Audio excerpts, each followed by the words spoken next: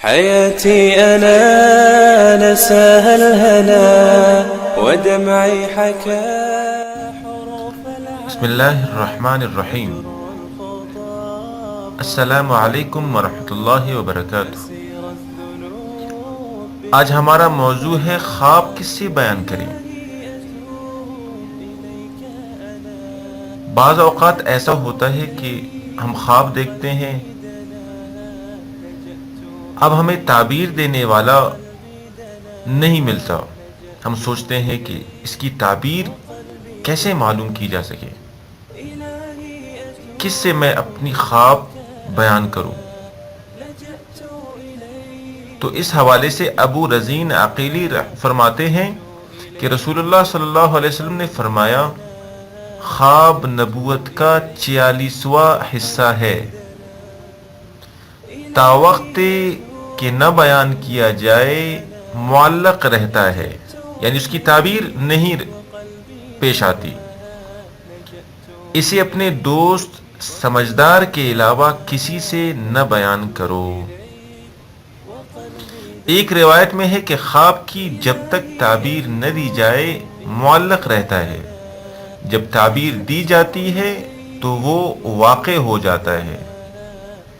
خواب کو کسی خیرخواہ دوست اور صاحب الرائے کے علاوہ کسی سے بیان نہ کرو۔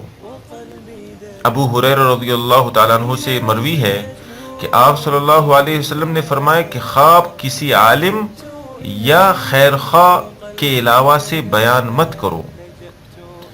اور حضرت انس رضی اللہ تعالیٰ عنہ سے بھی مروی ہے کہ آپ صلی اللہ علیہ وسلم نے فرمایا، جب تم میں سے کوئی خواب دیکھے تو اسے کسی خیرخواہ یا صاحب علم سے بیان کریں۔ مطلب یہ ہے کہ ہر شخص کے سامنے خواب نہ بیان کیا کریں کہ ناپسندیدہ غلط تعبیر نہ دے دیں، بلکہ دیندار کے سامنے اسے پیش کریں اور اسی سے تعبیر لیں کہ بسا اوقات جو تعبیر دی جاتی ہے وہ واقع بھی ہو جاتی ہے۔ مزید یہ بھی خیال رکھیں کہ ہر خواب قابل تعبیر بھی نہیں کہ خواب کی تعبیر کے لیے پریشان ہو کہ میں نے خواب دیکھا ہے، اب اس کی تعبیر کیا ہوگی۔ بہت سارے ایسے خواب ہیں جن کی کوئی تعبیر نہیں ہوتی، اور بہت سارے ایسے خواب ہیں جن کی تعبیر ہوتی ہے۔ بس یہ خیال ضرور رکھیں کہ خواب جب بھی آپ بیان کریں تو کسی خیرخواہ انسان سے، اپنے کسی خاص دوست سے جو آپ کا خیر چاہتا ہو، اس سے بیان کریں، یا کسی عالم دین سے جو علم میں پختہ کار ہو۔ والسلام علیکم ورحمۃ اللہ وبرکاتہ۔